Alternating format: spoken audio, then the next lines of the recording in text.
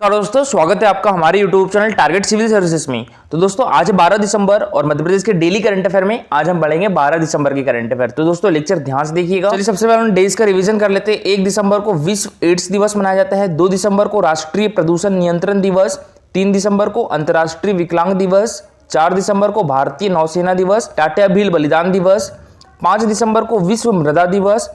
6 दिसंबर को महापरिनिर्वाण दिवस। 7 दिसंबर को सशस्त्र सेना झंडा दिवस। 9 दिसंबर को अंतर्राष्ट्रीय भ्रष्टाचार निरोध दिवस और 10 दिसंबर को अंतर्राष्ट्रीय मानवाधिकार दिवस। और दोस्तों 11 दिसंबर को मनाया जाता है अंतर्राष्ट्रीय पर्वत दिवस। और देखिए दोस्तों आज है 11 दिसंबर और 11 दिसंबर को मनाया जाता है United nation children fund day. ठीक है, यानी यूनिसेफ डे कब मनाया जाता है? तो ये 11 दिसंबर को मनाया जाता है। देखिए दोस्तों 11 दिसंबर को सारी दुनिया में यूनिसेफ दिवस मनाया जाता है। और यूनिसेफ की फुल फॉर्म क्या होती है दोस्तों? United nation children fund. और बात करें हम यहाँ पर यूनाइटेड नेशन चिल्ड्रन फंड की दोस्तों, तो इसकी स्थापना 11 दिसंबर 1946 को हुई थी। ठीक है, इसका हेडक्वार्टर कहाँ पर है? न्यूयॉर्क में है। और New York United state of America में है। और दोस्तों यूनाइटेड नेशन की ही एक बॉडी है। तो इसके अभी हेड कौन है? Catherine M Russell. और यही दोस्तों हम बात करें यूनाइटेड नेशन की, तो इसकी स्थापना जो है 24 अक्टूबर 1945 को हुई थी। ठीक है, इसका भी मुख्यालय न्यूयॉर्क में है, यानी यूनाइटेड स्टेट ऑफ अमेरिका में है। इसमें सदस्य कंट्री 193 है दोस्तों। और जो 193वां देश है वो कौन सा है? दक्षिणी सूडान है। और इसके अभी हेड कौन है दोस्तों? एंटोनियो गुटेरस है। तो देखिए 11 दिसंबर को सारी दुनिया में यूनिसेफ दिवस मनाया जाता है। और दुनिया भर के बच्चों और किशोरों की हेल्थ, एजुकेशन और उनके अधिकार और जीवन की रक्षा करने के उद्देश्य से यह दिवस मनाया जाता है। संयुक्त राष्ट्र महासभा ने 1946 में 11 दिसंबर को दूसरे वर्ल्ड वॉर के बाद यूनिसेफ दिवस मनाने की घोषणा की थी। और इसी साल संयुक्त राष्ट्र अंतर्राष्ट्रीय बाल आपातकालीन कोष यानी यूनिसेफ का गठन भी किया था। और दोस्तों 2020 की यानी पिछले वर्ष की यूनिसेफ डे की थीम क्या थी? तो ये focus on addressing the needs of childrens facing adversities due to the कोविड-19 पैंडेमिक अक्रॉस द ग्लोब। ठीक है दोस्तों, 2020 की यूनिसेफ डे की थीम क्या थी? Focus on addressing the needs of childrens facing adversities due to the कोविड-19 pandemic across the globe. और इस वर्ष की यूनिसेफ डे की थीम क्या है दोस्तों? 2021 की the help children recover from interruptions and learning losses experienced through pandemics. ठीक है, यूनिसेफ डे 2021 की थीम क्या है? To help children recover from interruptions and learning losses experienced through pandemic. और देखिए दोस्तों ये है हमारा Telegram channel target civil services पर डेली 20 क्वेश्चन का क्विज होता है। इसमें 15 क्वेश्चन जो रहते हैं वो दोस्तों polity, constitution, history, MP GK से रहते हैं। 5 question Madhya Pradesh current affair से रिलेटेड होते हैं। और दोस्तों इस टाइप से इसका रिजल्ट निकलता है, तो आप भी इस क्विज में पार्टिसिपेट कर सकते हो। और देखिए दोस्तों अभी तक हमने कितने टेस्ट दे चुके हैं? 110। और अगर कोई new students Telegram channel join करता है दोस्तों तो सारे 110 टेस्ट दे सकता है। 20-20 क्वेश्चन के टेस्ट है दोस्तों, तो आप सारे 110 टेस्ट दे सकते हो। टेलीग्राम चैनल की लिंक दोस्तों आपको हमारे वीडियो के डिस्क्रिप्शन बॉक्स में मिल जाएगी। चलिए दोस्तों सबसे पहले हमने जो कल करंट अफेयर पढ़ा था उसका रिवीजन कर लेते हैं, उसके बाद स्टार्ट करेंगे हम आज के करंट अफेयर। तो कल के करंट अफेयर में पहला क्वेश्चन था हमारा, अंतर्राष्ट्रीय फिल्म फेस्टिवल में लाइफ टाइम अचीवमेंट सम्मान से किसे सम्मानित किया गया दोस्तों? तो ये किया गया है गोविंदा को। तो इसका आंसर क्या हो जाएगा? Option number B. और दोस्तों हमारे मध्य प्रदेश के ब्रांड एम्बेसडर भी कौन है? तो वो है गोविंदा। ठीक है, अब बात करें हम खजुराहो अंतर्राष्ट्रीय फिल्म फेस्टिवल की, तो दोस्तों इसका आयोजन कब से कब तक किया गया? तो इसका आयोजन 2 दिसंबर से लेकर 9 दिसंबर तक किया। दोस्तों इसकी थीम क्या थी? देशभक्ति। ठीक है, खजुराहो अंतर्राष्ट्रीय फिल्म फेस्टिवल की थीम क्या थी? देशभक्ति। खजुराहो अंतर्राष्ट्रीय फिल्म फेस्टिवल ये कौन सा संस्करण था? तो ये 7वां संस्करण था। इसकी शुरुआत कब से हुई थी दोस्तों? 2015 से हुई थी। और दोस्तों बात करें हम यहाँ पर खजुराहो की, तो खजुराहो हमारे मध्य प्रदेश की किस डिस्ट्रिक्ट में दोस्तों? छतरपुर डिस्ट्रिक्ट में है। ठीक है, और खजुराहो के जो मंदिर है उनको यूनेस्को द्वारा विश्व धरोहर स्थल की सूची में कब शामिल किया गया दोस्तों? तो ये 1986 में शामिल किया गया था। ठीक है, खजुराहो के मंदिर को यूनेस्को द्वारा विश्व धरोहर स्थल की सूची में कब शामिल किया गया था? 1986 में। हमारे मध्य प्रदेश के 3 स्थान ऐसे हैं जिनको यूनेस्को द्वारा विश्व धरोहर स्थल की सूची में शामिल किया गया है। कौन कौन से? पहला तो खजुराहो है, दूसरा है सांची। सांची किस डिस्ट्रिक्ट में दोस्तों? सांची स्तूप है रायसेन डिस्ट्रिक्ट में। और इसको यूनेस्को द्वारा विश्व धरोहर स्थल की सूची में कब शामिल किया गया था? तो 1989 में शामिल किया गया था, ठीक है, सांची को, और सांची रायसेन डिस्ट्रिक्ट में। उसके बाद 2003 में दोस्तों भीमबेटका, जो कि रायसेन डिस्ट्रिक्ट में ही है, तो इसको यूनेस्को द्वारा विश्व धरोहर स्थल की सूची में शामिल किया गया था, ठीक है। तो भीमबेटका को यूनेस्को द्वारा विश्व धरोहर स्थल की सूची में कब शामिल किया गया था? 2003 में। और देखिए दोस्तों, जो ओरछा और ग्वालियर है, इन दोनों को यूनेस्को द्वारा वर्ल्ड हेरिटेज सिटी में शामिल किया गया है, ठीक है। ये यूनेस्को द्वारा विश्व धरोहर स्थल की सूची में शामिल नहीं है, इनको वर्ल्ड हेरिटेज सिटी में शामिल किया गया है यूनेस्को द्वारा। इसको लेकर दोस्तों बहुत से लोग कंफ्यूज भी है कि यार हमारे मध्य प्रदेश में 5 ऐसे स्थान है जिनको यूनेस्को द्वारा विश्व धरोहर स्थल की सूची में शामिल किया गया है। 5 स्थान नहीं है, 3 ही स्थान है। जो ओरछा और ग्वालियर है उनको वर्ल्ड हेरिटेज सिटी में शामिल किया गया है, ठीक है दोस्तों। देखिए, और गोविंदा हमारे मध्य प्रदेश के ब्रांड एम्बेसडर भी है ना, और ये एक एक्टर है। और मध्य प्रदेश की जो बेटी बचाओ बेटी पढ़ाओ अभियान है, तो इसकी ब्रांड एम्बेसडर कौन है दोस्तों? मेघा परमार है, ठीक है। तो ये भी याद रखिएगा, मेघा परमार जो है पर्वतारोही है दोस्तों, मेघा परमार, और ये हमारे मध्य प्रदेश के सीहोर डिस्ट्रिक्ट से है। तो बेटी बचाओ बेटी पढ़ाओ की ब्रांड एम्बेसडर कौन है? ये है मेघा परमार। मध्य प्रदेश चुनाव आयोग के ब्रांड एम्बेसडर कौन है दोस्तों? पद्मश्री प्रहलाद जी है।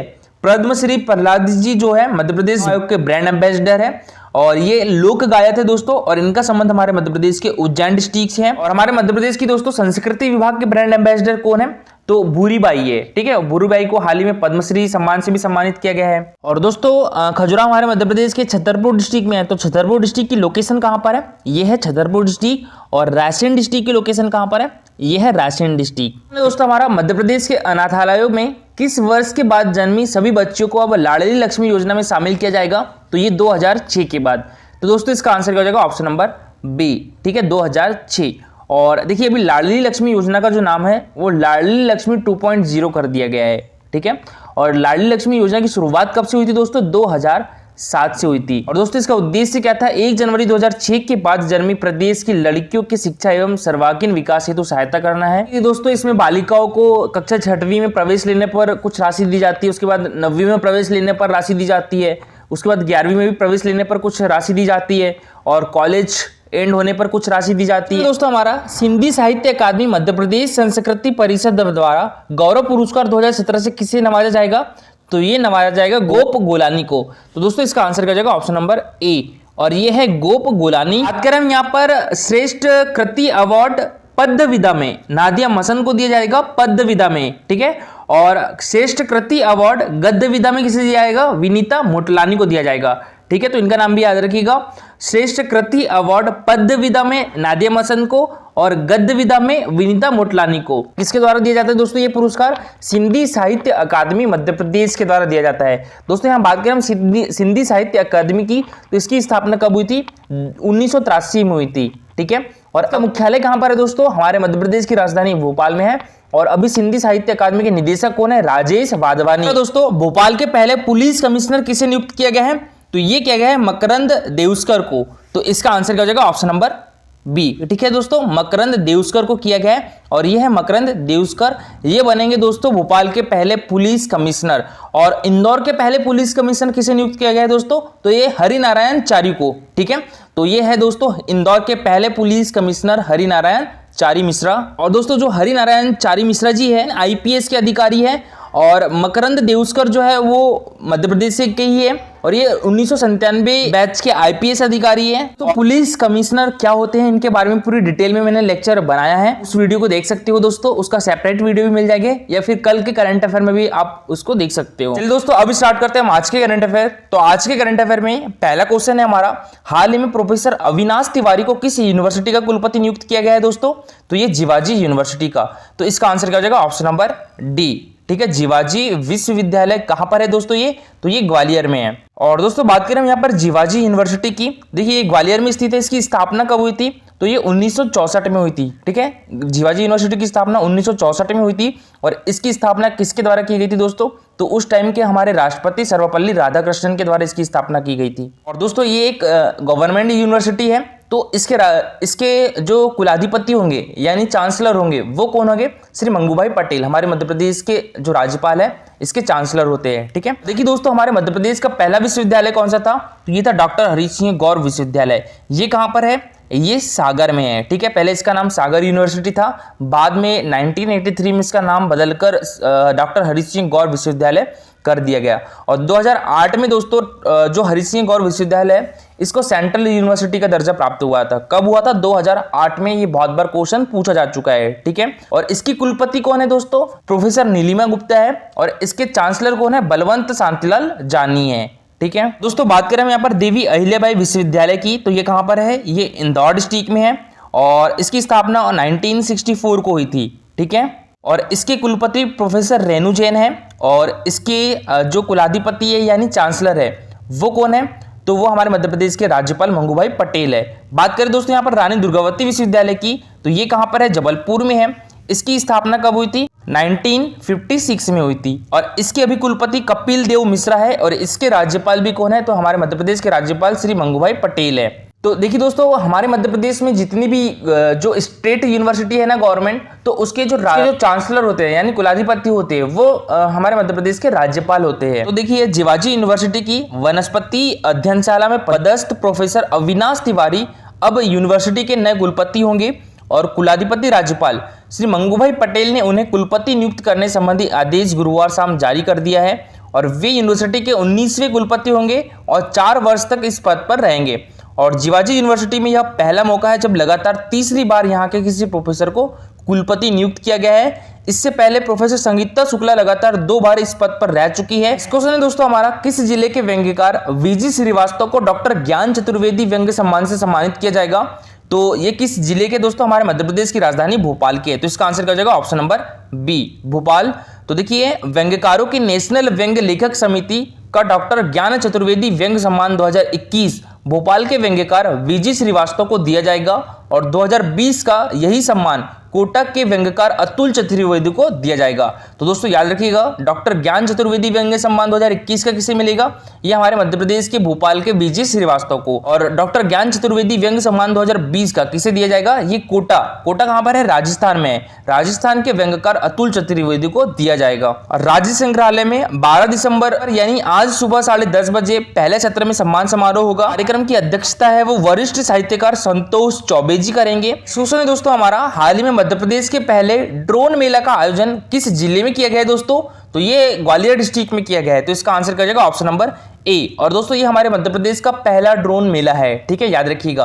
कब आयोजित किया गया? तो ये 11 दिसंबर को आयोजित किया गया है। और देखिए दोस्तों ग्वालियर में ही व्यापारिक मेले का भी आयोजन किया जाता है, ठीक है। तो याद रखिएगा व्यापारिक मेले का आयोजन भी कहां पर किया जाता है? ग्वालियर में। और अभी हाल ही में ड्रोन मेले का आयोजन भी कहां पर किया गया है? तो ग्वालियर में। रामलीला मेला का आयोजन भी कहां पर किया जाता है? तो ग्वालियर में, ठीक है।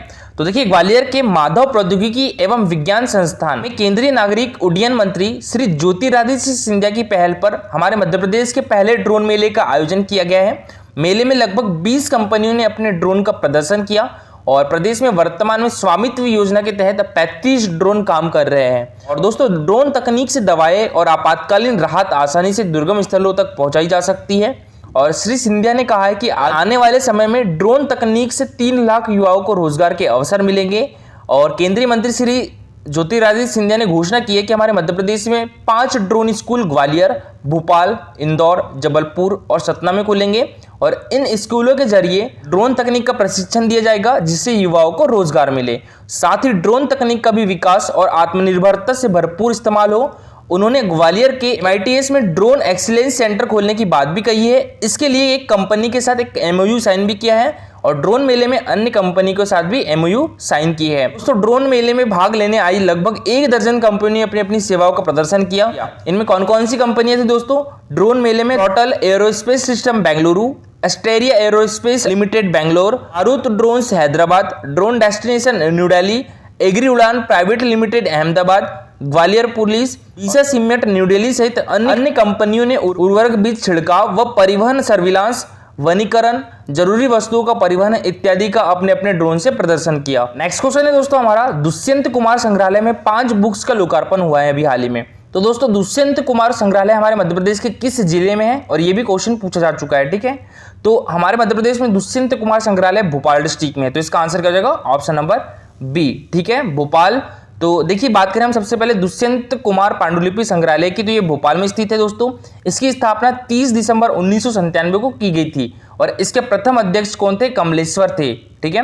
और इस संग्रहालय का उद्देश्य पूर्व साहित्यकारों की अमूल्य धरोहर का संग्रहण एवं संरक्षण करना है। और इंदिरा गांधी राष्ट्रीय मानव संग्रहालय, राज्य संग्रहालय, मध्य प्रदेश जनजाति संग्रहालय आदि भोपाल में स्थित है। और दुष्यंत कुमार पांडुलिपि संग्रहालय के वर्तमान में निदेशक कौन है दोस्तों? राजूरकर राज है। कि दोस्तों दुष्यंत संग्रहालय में पुस्तक उत्सव में 5 बुक की लॉन्चिंग हुई है और इसमें हरि भटनागर का उपन्यास 2 गज जमीन, उर्मिला सीरीज का उपन्यास खैरियत है हुजूर, उनका सुबीर की कहानी संग्रह हमेशा देर कर देता हूं मैं, और वंदना अवस्थी का उपन्यास दुबे की हरदौल, और आकाश माथुर का उपन्यास उम्मीदा एक योद्धा नर्तकी का विमोचन हुआ है। और लेखक और साहित्यकार पंकज सुबीर ने कहा है कि 2 गज जमीन, खैरियत है हुजूर, हरदौल और उम्मीदा एक योद्धा नर्तकी उपन्यास के शीर्षक खुद अपनी कहानी बयां करते हैं। और दोस्तों बात करें हम यहाँ पर कल के क्वेश्चन की, तो कल का क्वेश्चन क्या था हमारा? राष्ट्रपति श्री रामनाथ कोविंद ने किस जिले के ग्रामीण आदिवासी विकास संस्थान को